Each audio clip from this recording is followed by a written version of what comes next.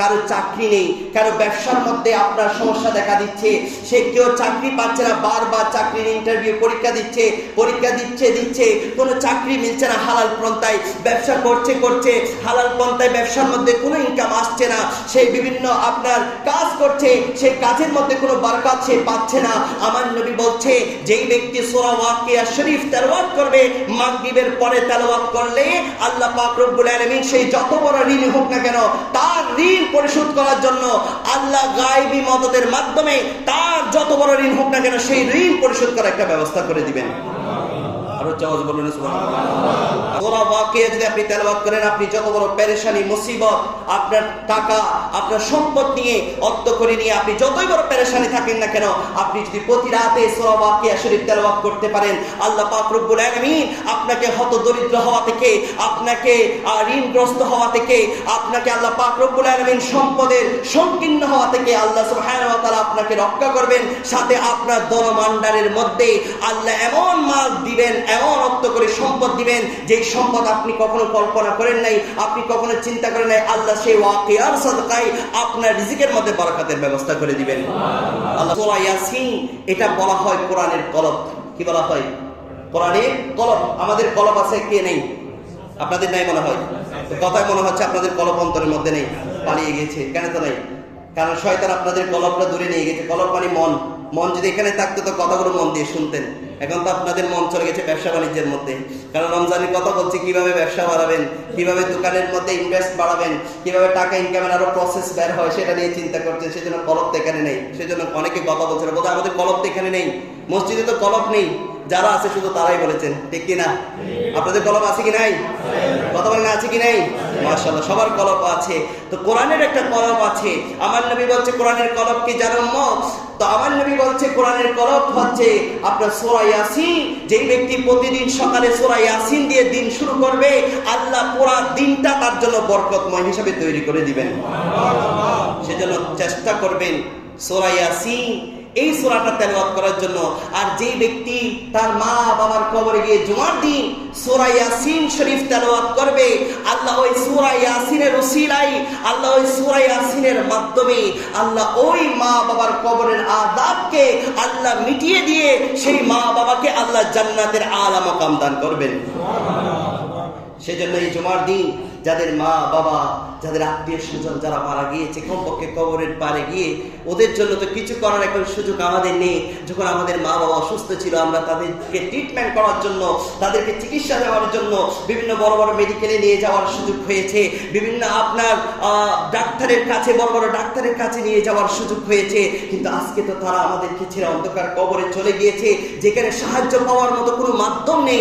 আমি আপনি যদি ওই কবরের পারে গিয়ে যদি একবার সূরা ইয়াসিন শরীফ তেলাওয়াত করি, আল্লাহ ওই সূরা ইয়াসিনের বরকতে আমার আপনার মা বাবা, আমার আপনার আত্মীয় স্বজন, আমার আপনার পাড়া প্রতিবেশীদের কবরে আযাবকে মাফ করে দিবেন।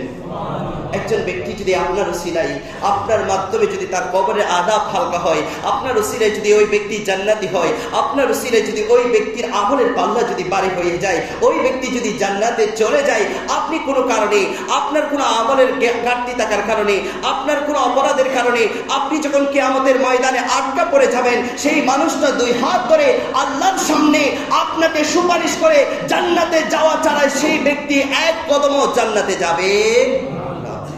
আল্লাহ পাক রব্বুল আলামিন এজন্য আল্লাহ সুবহানাহু ওয়া তাআলা আমাদেরকে কোরআন কারীমের তেলাওয়াতকে কাসরাত করার সেই তৌফিক নসিব করুক, আমিন।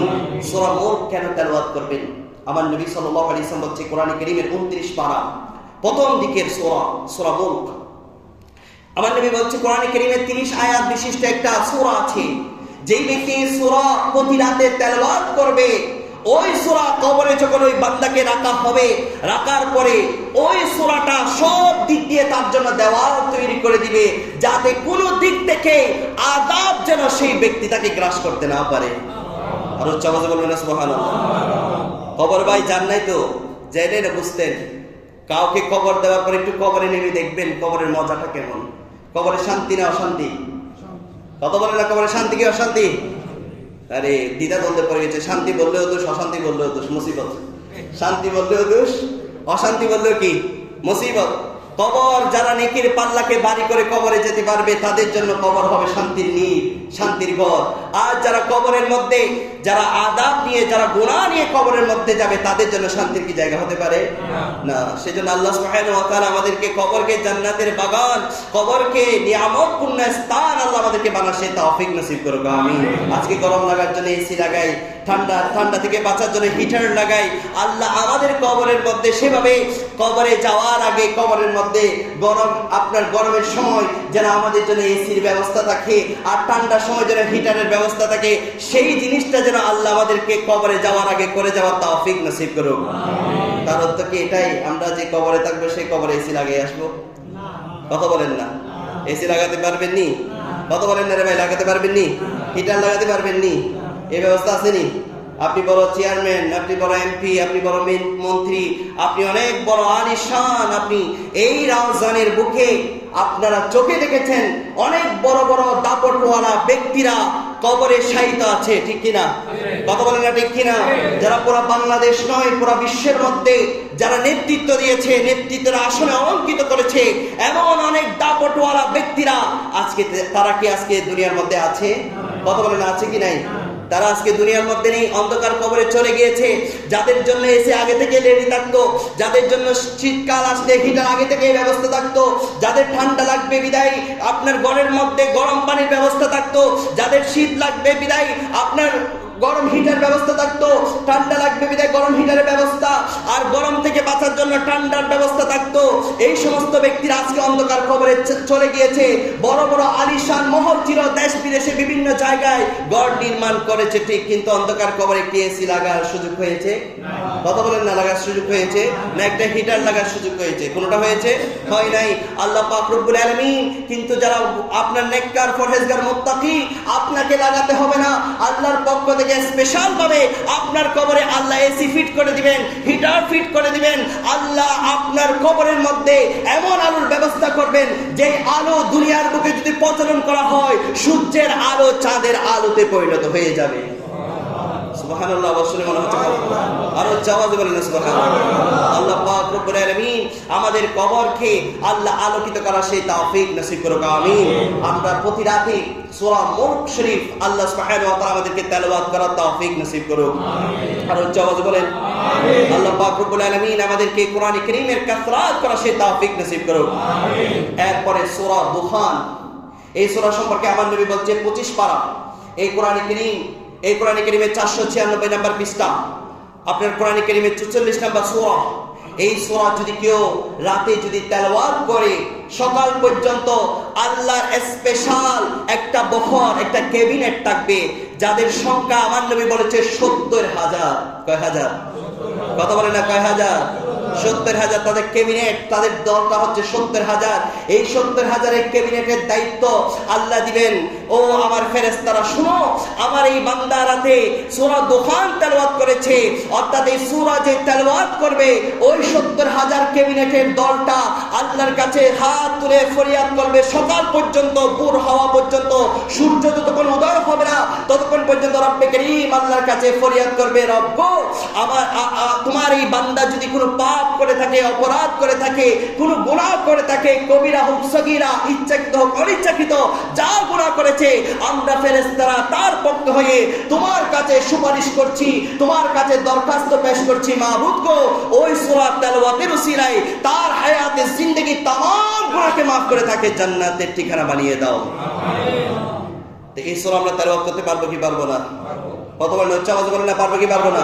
আল্লাহ পাক রব্বুল আলামিন আমাদেরকে সূরা দুখান প্রতি রাতে তেলাওয়াত করার তৌফিক নসিব করুক, আমিন।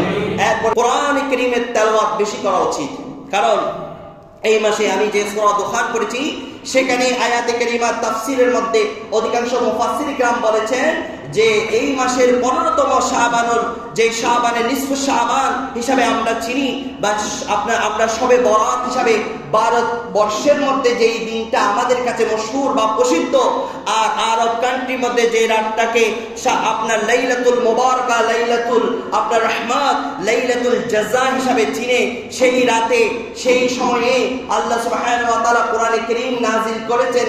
এই কথাটা অনেক কিতাবের মধ্যে পাওয়া যায়। সেজন্য আল্লাহ পাক রব্বুল আলামিন আমাদেরকে এই মাসের মধ্যে কোরআনে কারীমের তেলাওয়াত করার সেই তৌফিক নসিব করুক, আমিন। বিশেষ করে চেষ্টা করবেন সূরা ইয়াসিন, সূরা রহমান, এই দুইটা সূরা প্রতিদিন সকালে কমপক্ষে একবার হলেও তেলাওয়াত করার জন্য, আর রাতে সূরা দুখান, সূরা ওয়াকিয়া, সূরা মুলক, এই তিনটা সূরা আপনার রাতে আপনি তেলাওয়াত করার জন্য আপনি কমপক্ষে 5টা সূরাকে আপনার জীবনের জন্য যদি একটা পাথেয় বানাতে পারেন, একটা সঞ্চয় বানাতে পারেন, একটা সেফ অ্যাকাউন্ট যদি আপনি খুলতে পারেন, তাহলে এই 5টা সূরা আপনার কবরের জন্য সমস্ত আযাব আপনাকে কালকে আমাদের ময়দানে ফজিলাত পার ইভেন জান্নাত পর্যন্ত পৌঁছে দেওয়ার একটা মাধ্যম হয়ে যাবে। আর উচ্চ আওয়াজে বলবেন না সুবহানাল্লাহ। আল্লাহ পাক রব্বুল আলামিন আমাদেরকে এই 5টা সূরা কমপক্ষে তেলাওয়াত করার আল্লাহ আমাদেরকে তৌফিক নসিব করুক, আমিন। সকালে কি সূরা পড়ব? সূরা ইয়াসিন, সূরা রহমান, এরপরে রাতে সূরা মুলক, সূরা দুখান, সূরা ওয়াকিয়া, এই 5টা সূরা তেলাওয়াত করার চেষ্টা করবেন।